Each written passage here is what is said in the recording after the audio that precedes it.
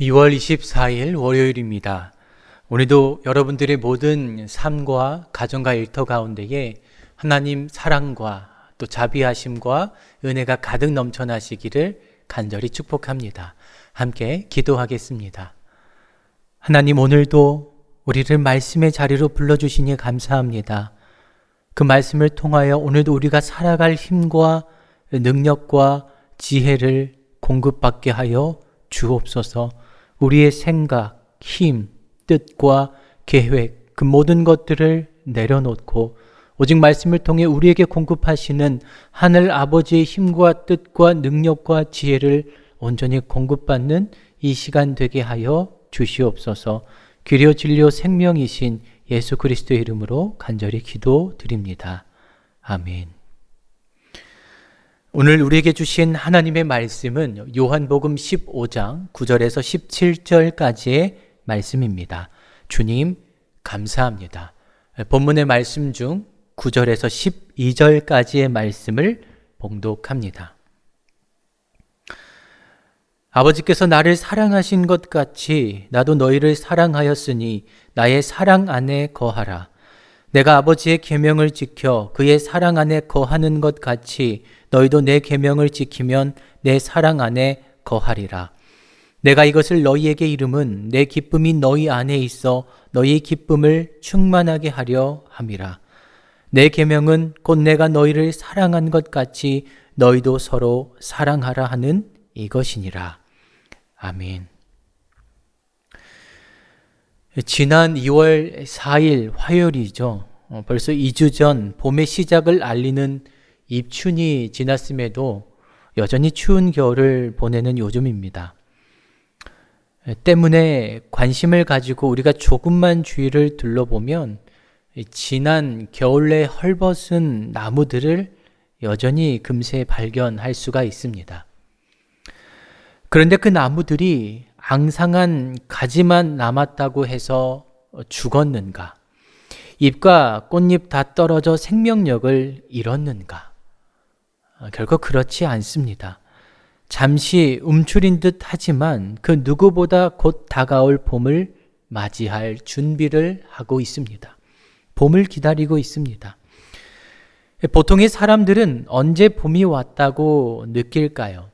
따뜻한 햇살이 비출 때, 살랑살랑 봄바람 불어올 때, 물론 이때이기도 하지만 그간에 꽁꽁 얼었던 땅에 푸르른 새싹이 돋아날 때는 어떤가요? 헐벗은 나뭇가지에 잎이 돋아날 때 아닐까요? 이때 비로소 우리는 봄이 왔음을 실감하게 됩니다. 겨울나무는 살아서 그렇게 봄을 준비하고 있다. 어제 본문 요한복음 15장 1절에서 8절에 보면 예수님께서 참포도나무와 가지 비유를 말씀하십니다. 요한복음 15장 1절에서 2절 말씀입니다. 나는 참포도나무요 내 아버지는 농부라.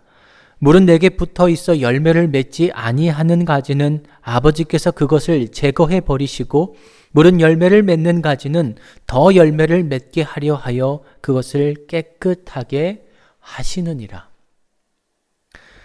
다른 복음서와 달리 요한복음에 보면 나는 땡땡땡이다. 나는 누구이다. 예수님의 이런 자기 계시 말씀이 등장합니다. 나는 생명의 떡이다. 세상의 빛이다. 양의 문이다. 선한 목자다. 부활이요 생명이다. 길이요 진리요 생명이다. 그리고 참 포도나무이다. 이 중 마지막 7번째 자기 계시 말씀이 방금 읽은 참 포도나무 비유입니다. 이 비유에서 매우 중요한 두 가지가 있습니다. 첫째, 예수님은 참 포도나무이다. 그냥 포도나무가 아니라 참 포도나무이십니다. 거짓 포도나무도 있습니다. 들포도나무도 있습니다. 그런데 예수님은 참 포도나무이시다. 진짜 포도나무이시다. 유일한 참 포도나무이시다. 이 비유에서 중요한 두 번째, 두 가지 종류의 가지가 있습니다. 참포도나무에 붙어 열매를 맺는 가지가 있습니다. 그런데 열매를 맺지 않는 가지도 있습니다. 이렇게 열매를 맺지 않는 가지는 어떻게 될까요? 요한복음 15장 6절입니다. 사람이 내 안에 거하지 아니하면 가지처럼 밖에 버려져 마르나니 사람들이 그것을 모아다가 불에 던져 사르느니라. 열매를 맺지 않는 가지는 밖에 버려져 결국 불에 던져지게 됩니다. 가지가 살아있으려면, 열매를 맺으려면 가지에 온전히 붙어 있어야 합니다. 가지에 연결되어 있어야 합니다. 참 포도나무이신 예수님께 붙어 있어야 살아갈 수 있습니다. 그런데 생명의 근원인 나무로부터 떨어져 나간 가지는 다른 힘에 의해서가 아니라 스스로 그렇게 떨어져 나간 가지입니다. 이스라엘 기후와 전혀 맞지는 않지만 저는 오늘 비유를 보며 추운 겨울나무가 떠올랐습니다. 관악산 어딘가에서 홀로 매서운 칼바람 맞고 버티는 나무 말입니다. 이 날씨에 얼어 죽을 것 같아도 봄이 찾아오면 금세 나 살아있다 말합니다. 가지에 잎이 돋아나고 어느새 푸르름을 뽐내고 결국 열매로 화답합니다. 적어도 자연만큼은 하나님이 만드신 창조 질서에 순응하며 어떤 어려움에도 꿋꿋이 버텨냅니다. 그런데 여러분, 우리는 어떠합니까? 추운 겨울바람에 이리저리 너무나 흔들립니다. 반드시 내가 붙어 있어야 할 참 포도나무보다 저 가짜 포도나무, 들포도나무가 더 좋아 보입니다. 온통 관심과 시선이 그렇게 다른 나무에 쏠려 있습니다. 왜 그럴까요? 무엇 때문입니까? 저 나무 열매가 더욱 탐스러워 보입니다. 먹음직해 보입니다. 아름다워 보입니다. 하지만 우리는 결코 잊지 말아야 합니다. 우리의 생명의 근원은 참 포도나무이신 예수님뿐입니다. 예수님 외에 누구도 우리를 살아있게 만들지 못합니다. 온전한 열매를 맺을 수 없습니다. 그 어떤 열매도 참 포도나무 열매와 비교할 수 없다. 그렇다면 가지인 우리는 어떻게 그 예수님 나무에 붙어 살 수 있을까요? 어떻게 하면 예수님과 올바른 관계를 맺을 수 있을까요? 본문 10절입니다. 너희가 내 계명을 지키면 내 사랑 안에 머물러 있을 것이다. 그것은 마치 내가 내 아버지의 계명을 지켜서 그 사랑 안에 머물러 있는 것과 같다. 즉, 계명을 지키면 사랑 안에 거할 수 있다. 순종하는 가지가 나무에 붙어 살 수 있다 말씀하십니다. 그렇다면 여기서 말씀하시는 계명, 그 순종은 무엇일까요? 본문 12절입니다. 내 계명은 이것이다. 내가 너희를 사랑한 것과 같이 너희도 서로 사랑하여라. 예수님 말씀하시는 계명은 서로 사랑하는 것입니다.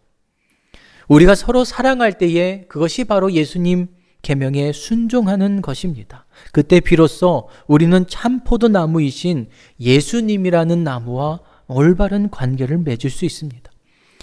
내가 너희를 사랑하는 것 같이 너희도 서로 사랑하는 것. 그런데 사실 이 계명이, 이 말씀이 오늘날 그렇게 의미 있어 보이지 않습니다. 그렇게 사랑하다 상처받았습니다. 그렇게 사랑하다가 시험 들었습니다. 그렇게 서로 사랑하다가 저 거짓 포도나무와 같은, 저 들포도나무와 같은 그런 탐스러운 열매를 맺지 못하였습니다. 그러나 여러분, 결코 포기하지 마십시오. 열매는 가지에 달리지만 결국 그 열매는 그 나무에 달려 있습니다. 내 힘, 내 뜻, 내 능력이 아닙니다. 내 열매가 아닙니다. 참 포도나무이신 예수님의 열매입니다. 나에게 주어진 가장 최선의 목표와 과제는 예수님 나무에 잘 붙어 있는 것입니다. 그 나무와 잘 연결되어 있는 것입니다. 아무리 매서운 칼바람이 휘몰아치고 생기 없는 앙상한 가지처럼 보일지라도, 얼어 죽을 것만 같은 겨울을 지날지라도 나무에 잘 붙어 있는 가지는 반드시 봄을 알리는 새싹이 돋아날 것입니다. 때가 되면 그 가지에 꽃이 피고, 때가 되면 반드시 하나님 기뻐하시는 열매를 맺을 수 있습니다. 겨울나무는 살아서 그렇게 봄을 준비하고 있다. 그러니 혹 어떤 매서운 겨울을 지날지라도 참 포도나무이신 예수님을 포기하지 마십시오. 결코 스스로 떨어져 나가지 마십시오. 때가 되면 반드시 이루실 것입니다. 그러니 온전히 참 포도나무이신 예수님께 잘 붙어 있을 수 있는 저와 여러분 되시기를 간절히 축복합니다. 기도하겠습니다. 하나님, 참 포도나무이신 예수님께 잘 붙어 있을 수 있는 가지된 우리가 되게 하여 주옵소서. 저 가짜 포도나무, 저 들포도나무에 속지 말게 하여 주시고, 그 유혹에 흔들리지 않게 하여 주시고, 아무리 매서운 바람, 아무리 추운 겨울 날씨 속에서도 반드시 참 포도나무이신 예수님 나무에 붙어 살아있을 수 있는 우리 모두가 되게 하여 주옵소서. 그럴 때에 반드시 주님께서 우리에게 허락하시는 봄이 될 때에 잎을 내고 꽃을 피우고 열매를 맺을 수 있는 주님 기뻐하시는 가지로 살아가게 하여 주옵소서. 복을 빕니다. 이제는 우리 주 예수 그리스도의 은혜와 하나님 크신 사랑하심과 성령의 교통하심이 참 포도나무이신 예수님 나무에 붙어 살겠습니다. 그 예수님과 올바른 관계 맺고 살아가겠습니다. 다짐하며 나아가는 모든 주의 권속들 가운데에 지금으로부터 영원까지 항상 함께 하시기를 간절히 축원하옵나이다. 아멘.